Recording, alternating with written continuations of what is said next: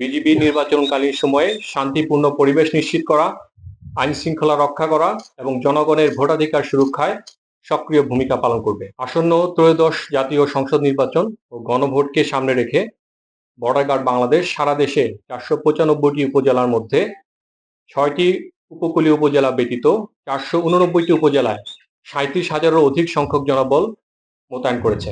পাশাপাশি সীমান্তবর্তী 61টি উপজেলায় বিজিবি এককভাবে নির্বাচনী দায়িত্ব পালন করবে। একটি পেশাদার, শৃঙ্খলাবদ্ধ ও নিরপেক্ষ বাহিনী হিসেবে বিজিবি নির্বাচনকালীন সময়ে শান্তিপূর্ণ পরিবেশ নিশ্চিত করা, আইন শৃঙ্খলা রক্ষা করা এবং জনগণের ভোটাধিকার সুরক্ষায় সক্রিয় ভূমিকা পালন করবে।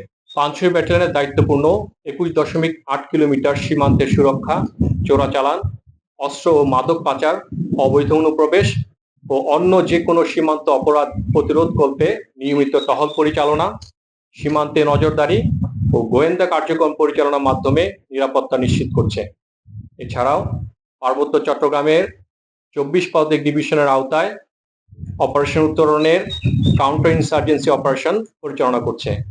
এক্সট্রিম মশার কয়েল প্ল্যান্ট ফাইবার দিয়ে তৈরি, ডেঙ্গু, চিকুনগুনিয়া বাহি সহ যে কোনো মশার বিরুদ্ধে দেয় এক্সট্রিম সুরক্ষা। উপরোক্ত গুরুত্বপূর্ণ দায়িত্বসমূহ পালনের পাশাপাশি পানছড়ি ব্যাটালিয়ন পানছড়ি উপজেলায় 25টি ভোট কেন্দ্রে ও দীঘিনালা উপজেলার বাবুছড়া ইউনিয়নের একটি ভোট কেন্দ্রে মোবাইল ও স্ট্যাটিক ফোর্স হিসেবে নির্বাচনের দায়িত্ব পালন করবে।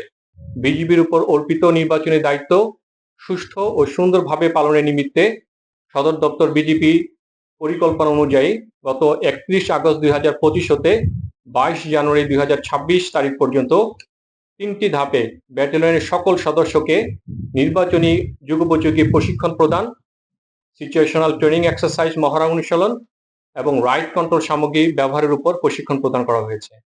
এছাড়াও যে 11টা ভোট কেন্দ্র হচ্ছে গত যে সংসদীয় নির্বাচন হয়েছে তখন ভোট কেন্দ্রে কোনো ভোট পড়েনি এবং একটা ভোট কেন্দ্রে মাত্র একটা ভোট কাস্ট হয়েছিল।